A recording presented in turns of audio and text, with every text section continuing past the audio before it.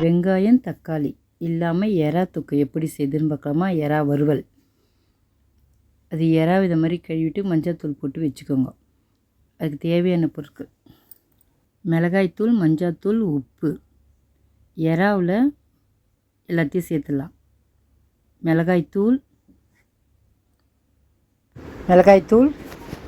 உப்பு, மஞ்சள்தூள்.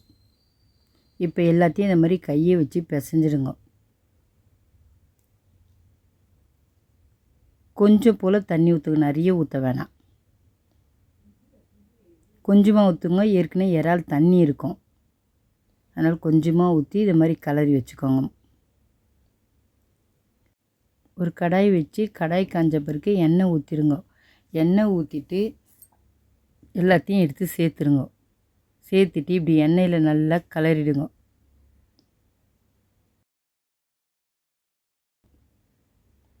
கலரிட்டு அப்படியே விட்டுருங்க.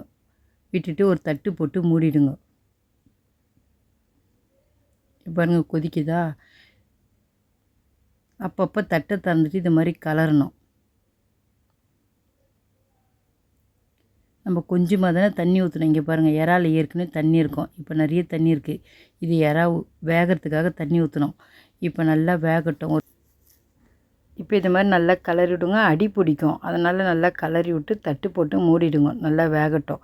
தட்டு போட்டுறதை நான் காமிக்கலை. தட்டு போட்டு முன்னே சீக்கிரமாக வெந்துடும். இப்போ பாருங்கள், அது தட்டு போட்டு திறந்த உடனே அடி பிடிச்சா மாதிரி இருக்கும். அதை நல்லா சுரண்டி கலக்கிடுங்க. அப்பப்போ கலரி விடணும். அவ்வளோதான், எறா வெந்துடுச்சு. இப்போ எறா வெந்துடுச்சு. நல்லா அதை சுரண்டி கலரிட்டு இறக்கிடலாம்.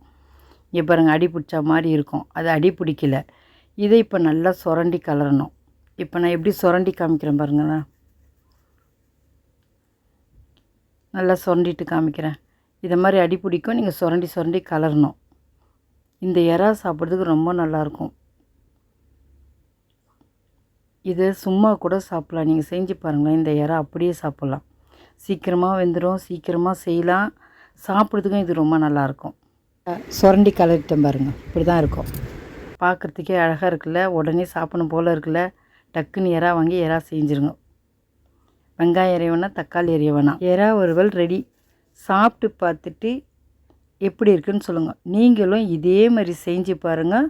சாப்பிட்றதுக்கே இது ரொம்ப நல்லாயிருக்கும்.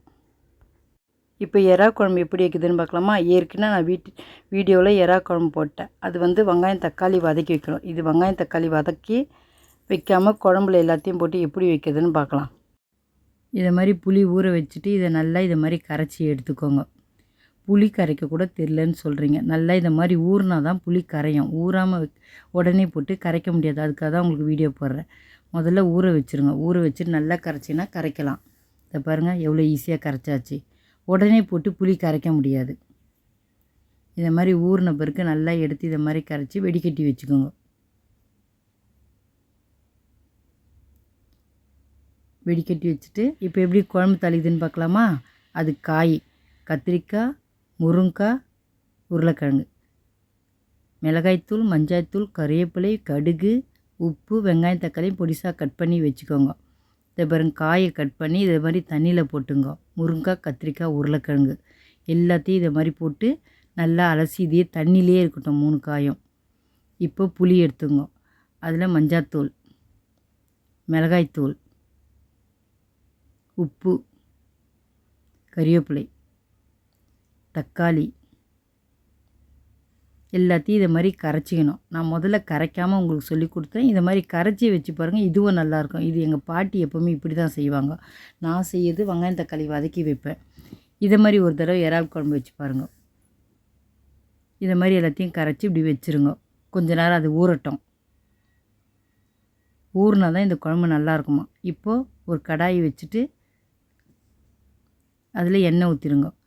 எண்ணெய் காஞ்சனா கடுகு போட்டுருங்க. வெங்காயம் போட்டுருங்க. வெங்காயம் இதுக்கு நல்லா வதங்கணுமா. வதங்கினா தான் குழம்பு நல்லா இருக்குமா. இதை நல்லா வதக்குங்க. வெங்காயம் வதங்கலை, இன்னும் நல்லா வதக்குங்க. நான் வதங்கினோன்னே காமிக்கிறேன் பாருங்கள் எப்படி வதங்கணுன்ட்டு. எறா கழுவி இந்த மாதிரி மஞ்சள்தூள் போட்டு வச்சுக்கோங்க. வெங்காயம் இன்னும் வதங்கலை. வதங்கணுன்னு வேகமாக வச்சு வதங்கி தீய வச்சிடாதீங்க, பொறுமையாகவே செய்யுங்க.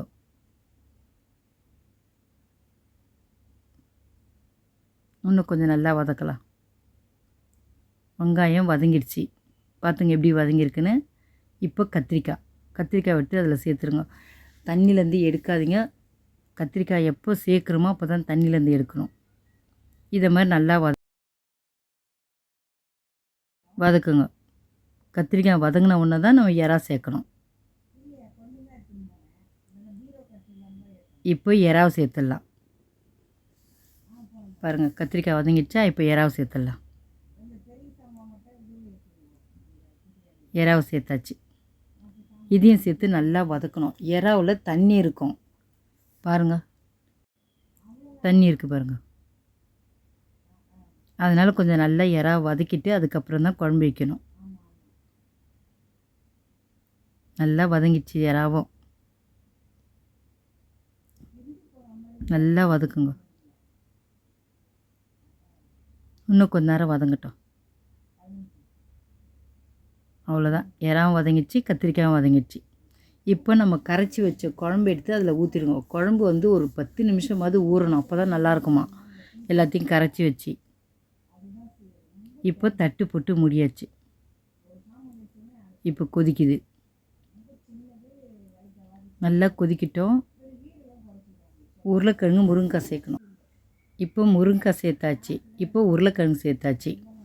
அவ்வளோதான், ஒரு தட்டு போட்டு முடியணும். கத்திரிக்காய் இப்போ வந்துச்சு. முருங்காயும் உருளைக்கிழங்கும் வெந்த உடனே குழம்பு குச்சிட்ட பிறகு இறக்கணும். கொஞ்சம் குழம்பு திக்கான பிறகு. இப்போ இங்கே தண்ணியாக இருக்கா, இன்னும் கொஞ்சம் கொதிக்கிட்டோம். அவ்வளோதான், நல்லா கொதிக்குது. இப்போ கத்திரிக்காய் முருங்கைக்காய் வெந்துருச்சு, குழம்பும் கொதிச்சிருச்சு. இந்த குழம்பு வந்து ரொம்ப திக்காலாம் இருக்கக்கூடாது. இது பாருங்கள், இது மாதிரி தான் இருக்கணும். திக்காக இறக்காதீங்க. இது மாதிரி தண்ணியாக இருந்தால் தான் சுட சுட சாப்பிட்றது நல்லாயிருக்கும். சூடாக சாப்பிட்டேன்னு வச்சுக்கோங்க, ரொம்ப நல்லாயிருக்கும் சாப்பாடு. எறா குழம்பு ரெடி. இதை மாதிரி வச்சு பாருங்கள் குழம்பு, எறா குழம்பு ரொம்ப நல்லாயிருக்கும். சாப்பிட்டு பார்த்துட்டு எப்படி இருக்குன்னு சொல்லுங்கள். நீங்களும் இதே மாதிரி செஞ்சு பாருங்கள். ஆனால் சாப்பாடு சுட சுட சாப்பிடுங்க. அந்த குழம்புக்கு அந்த சாப்பாடு சாப்பிட்டா தான் நல்லாயிருக்கும் சூடாக. சாப்பிட்டு பார்த்துட்டு சொல்லுங்கள். லைக் பண்ணுங்கள், ஷேர் பண்ணுங்கள், மறக்காமல் நம்ம சேனலுக்கு சப்ஸ்கிரைப் பண்ணுங்கள். தேங்க்ஸ் ஃபார் வாட்சிங்.